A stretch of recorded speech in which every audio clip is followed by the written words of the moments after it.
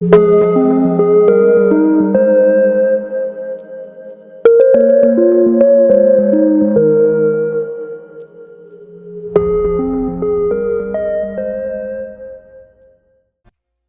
1. You will hear a woman calling the London Police Department to report a robbery.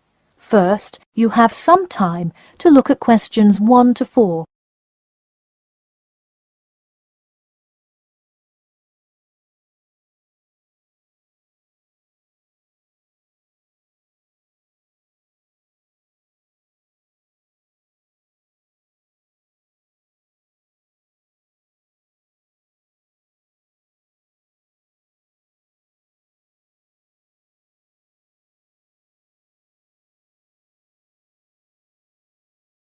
Hello, London Police Department. Yes, I would like to report a robbery. All right, just a minute while I pull up the form. OK, could you give me your first and last name? Anna Grieg. Anna Gregg. G-R-E-G? No, Grieg. G-R-I-E-G. Got it. All right, moving on. Gender, female. Date of birth? 15th of March, 1980. All right, thanks. Just a few more personal information questions, and then we can address your claim. All right. What's the address? 4 Ellendale Street. That's E-L-L-E-N-D-A-L-E. All right, Ellendale Street. Yeah, we've had a lot of break-ins in that area lately. And the postal code? W5 2AT. And are you a citizen of the UK? No. OK. What type of citizenship do you have? Well, I lived in the United States for most of my life, but I am actually of Grenadian nationality. OK. So is that the country that issued your passport? Yes. All right. Before you hear the rest of the conversation, you have some time to look at questions 5 to 10.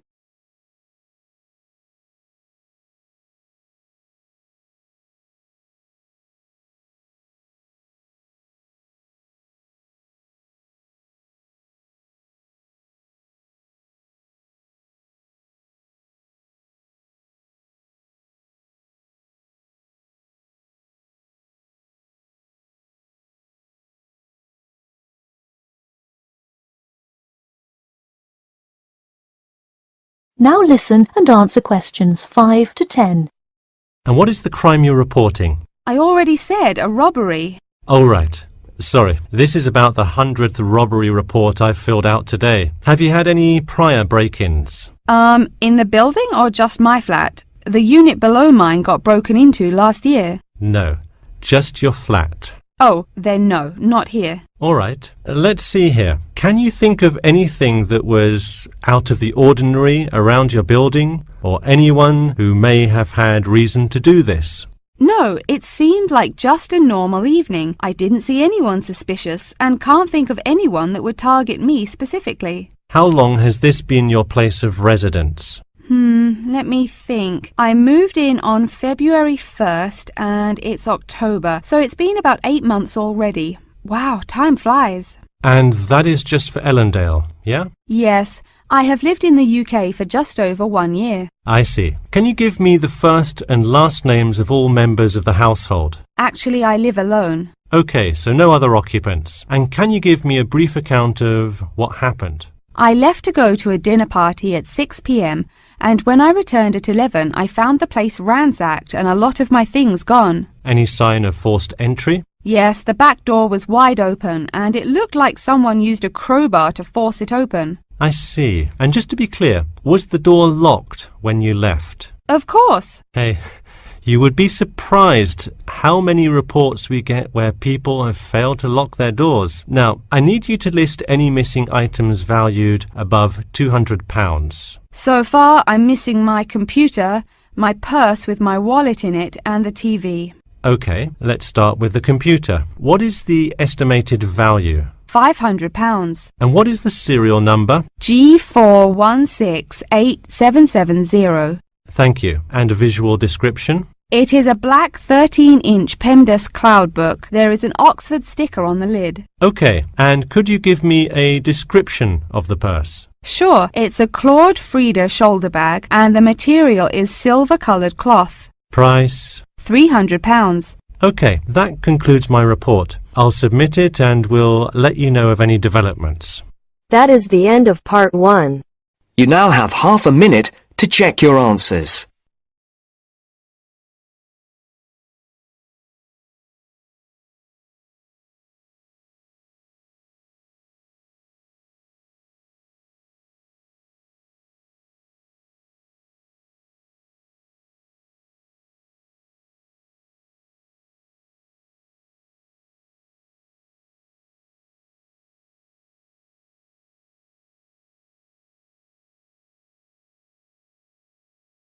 Now turns to part 2. Part 2. You will hear two students called Mark and Gina asking their tutor for advice on the extracurricular project. First, you have some time to look at questions 11 to 14.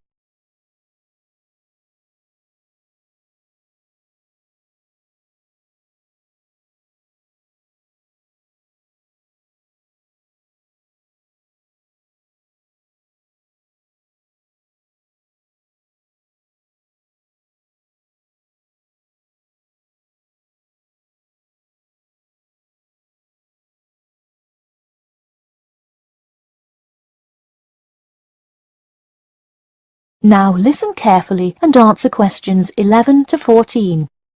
Hi Mark. Hi Gina. What can I help you with? So we were hoping you could help us with this extracurricular project. Sure. What is the topic? Attending business school. This sounds like a great idea. So you're going to explain the requirements for getting into business school? Not exactly. It will be more broadly about the experience, the academics, accommodation, and social experience that comes with being part of the business school. I see. So would your audience be the general public? Well, we would probably want more to focus on members of the institution. We would especially like to reach individual applicants to the business school. I see. Now, what form will this information be? You could give a talk to all the summer courses. All you'd need is permission from the course director. Or you could pass out information outside the student union. Those are both good ideas. What about sending out pamphlets in the mail? Most college students never check their mail. Maybe you could make a video and show it on campus. That's a great idea. We'll do the video. Great. And as members of the business school, do you have an incentive to attract new students? If so, this idea is a great way to do that. No, the idea actually came about because of how much students like us worry about their studies. Yeah, when I got into business school, there were a lot of things I had not prepared for, so the video would cover a lot of things Mark and I wish we had known upon entering business school. Right. Before you hear the rest of the talk, you have some time to look at questions 15 to 20.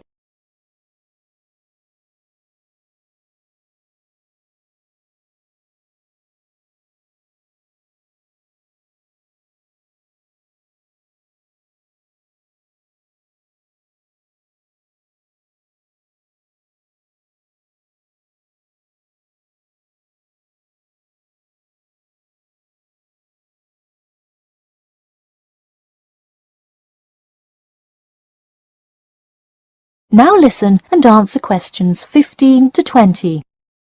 What would you talk about first? The first and probably most important section would be academics. Good idea. So, would you provide guidance on what courses to take? We want to focus especially on the approaches professors take, their teaching methods. It is far different than what students are used to in high school and even in liberal arts college. Good idea. And how long do you think you would spend explaining academics? We'll probably spend 7 minutes on it. We also have some ideas for talking about housing, food options and stuff like that. We're not really sure how to tie it all together though.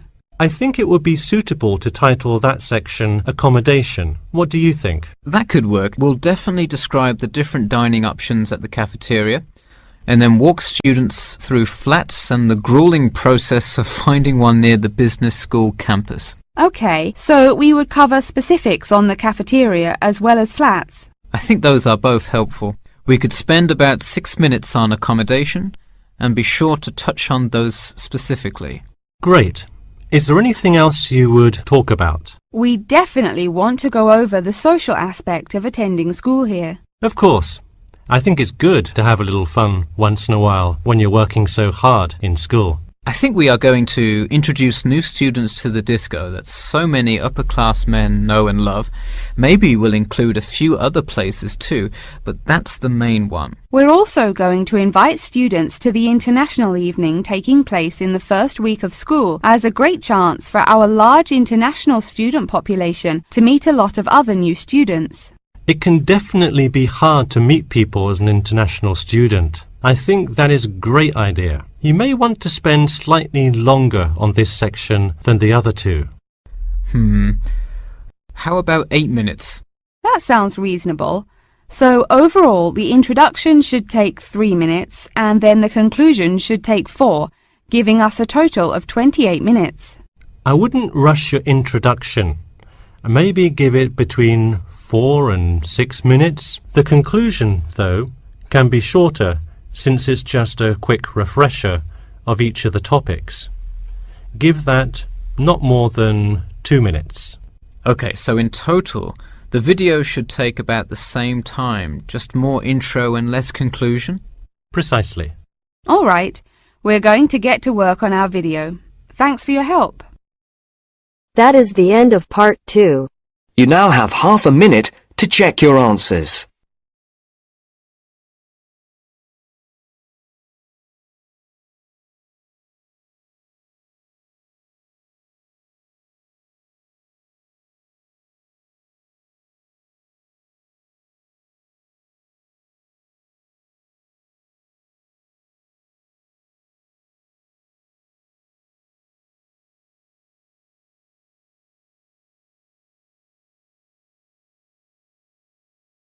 Now turns to part 3. Part 3. You will hear a student called John talking to his classmate Danny about the details of his research project. First, you have some time to look at questions 21 to 26.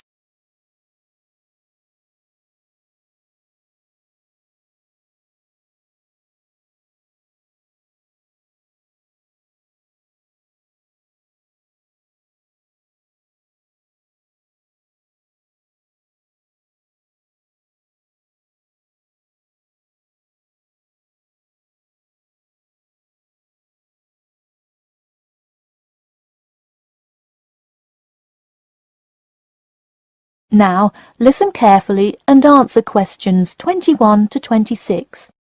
So, tell me about your research project, John. I created a questionnaire for the study to determine people's opinions of the relative feasibility of earning a living in Brisbane. Oh, cool. How is it scored? Are they all multiple choice questions? Well, the questions consist primarily of yes or no responses. There are 2 free response questions at the end. Participants will use a computer to fill in their answers. That way, it is really easy to analyze the data afterward. Great. It sounds like you have a pretty solid idea of what you should do. Just don't forget to submit a copy of your plans to Professor Curran by the 15th. Oh, I almost forgot. You don't do it for the high grade or a praise, but he can review and give you feedback. Right, that will be helpful. He has been conducting studies like this for 30 years now. Yep. Oh, and I'm curious. Are you going to be in the room giving subjects directions for the questionnaire? Well, I think the instructions will be provided by another representative who will not be analysing the data. I want them to feel they can answer and be completely anonymous, so I will not be in the room. Anonymity is really important for this study. I agree. Good idea. You should tell the representative to remind subjects to fully consider both sides of each issue. Sometimes it's really easy to immediately check yes or no without stopping to think about it completely. That's so true. It's like a race to finish the questionnaire first or something. I'll make sure to include that in the instructions. This report has to be perfect. Wow, what's the big deal? I know it's part of your grades and all. Well, it's that, but also a well-executed study could grab the attention of faculty in the department, which would be a huge deal. So, for attention? No, silly. I mean, I could really gain the respect of professors who may later take me on as a graduate student in their labs. Oh, I see. Before you hear the rest of the talk, you have some time to look at questions 27 to 30.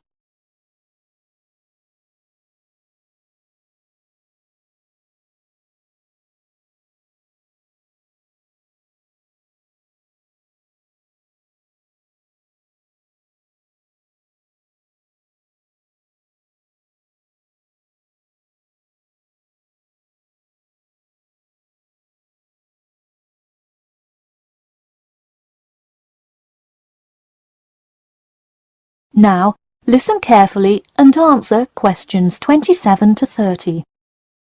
Let me take a look at the survey.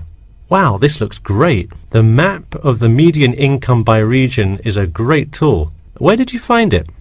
Oh, thanks. I read a lot of sources and just noticed this one in a small psychology journal called Modern Psychology. It's more helpful than the photo I added, but I think the photo is just so interesting.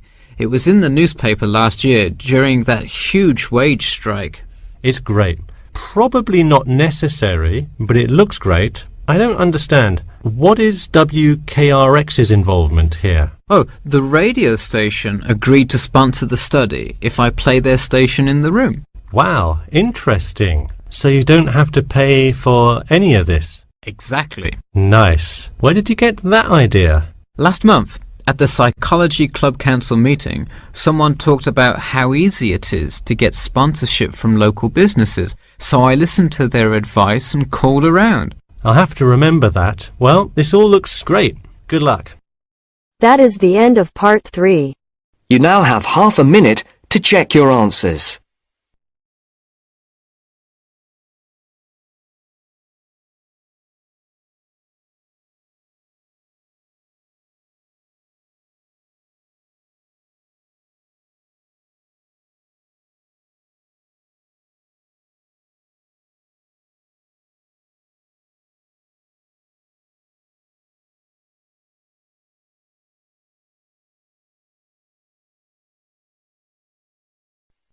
Now turns to part 4. Part 4.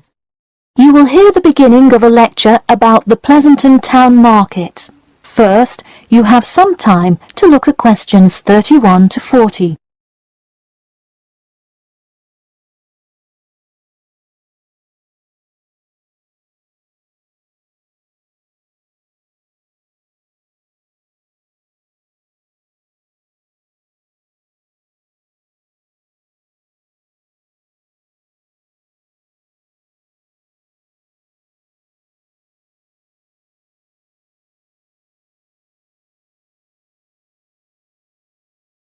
Now, listen carefully and answer questions 31 to 40. Good afternoon. In the last few lectures, we've been covering the social and political pressures that influenced the rise of the rebellion of 1679. Today, I would like to focus on the Pleasanton Town Market. Now, why are we talking all about some market? It's not like it was the first market ever, or even a particularly large market. The Pleasanton Town Market is important because it is often mentioned in the literature found in the library. If you have ever been there, you have probably seen all of the handcrafted items sold there now. But what was originally bought and sold in the town market? In the beginning, the market sold products such as meats, furs, and simple tools. Over time, though, it became known as the place to find quality livestock. People came from all over the world to find the biggest and best cows, pigs, and chickens. In fact, the profits from the town market became the savior of a plummeting economy during a time of much turmoil. Not to be confused with the Reconstruction era, a period of rapid development came about in the 1660s as a result of the market's vendors contributing their profits to building up much-needed public facilities and defense, which would later make a huge impact on the outcome of the war. For many years the market flourished and began to draw in large tourism crowds in addition to the throngs of livestock customers. However, as revolutions in farming came about, more people moved to farms far from the city centre. Customers grew more and more reluctant to travel all the way to the town centre for their meats, when they could easily choose to buy from local farmers near them for a fraction of the price. With such a fall in the profits of the town's major profit generator, some quality town planning was needed. In the mayoral election of 1668, a young man of little fame just barely claimed the popular vote, none other than the now legendary John C. Wiley. Wiley's first decision as mayor of Pleasanton was to deal with the quickly failing town market. The building with the large clock was a landmark that had symbolized growth in Pleasanton for a generation. Wiley decided to use the notoriety of the town market to set an example. During the historical Rotterdam Rebellion, Wiley gave all those involved lifetime prison sentences in the very same building. It stayed a prison for about 50 more years until they transported all remaining prisoners to other facilities and turned it into the historical monument today. Now that you know the basics of the history of the Pleasanton town market, I will introduce your next group project. I want you to make a short film based on the real historical events that occurred in Pleasanton before and during the uprising. I will give you some class time to look through the library's reference section, but you will be responsible for conducting further research outside of class. I suggest starting by looking for information on the market itself. You'll find plenty of information. In fact, some students complain that there is actually too much information on it. On your own time, you could find family members of old war veterans to conduct interviews. Sometimes they provide wonderful insight that you wouldn't find in proper history books. But be careful, an interview that is riddled with bias is useless. I myself have some very old photographs here that you are welcome to take a look at for some inspiration. I'm lucky enough to own this one of Jim Wiley himself. Very interesting to see, but does not provide enough information to add much to your film.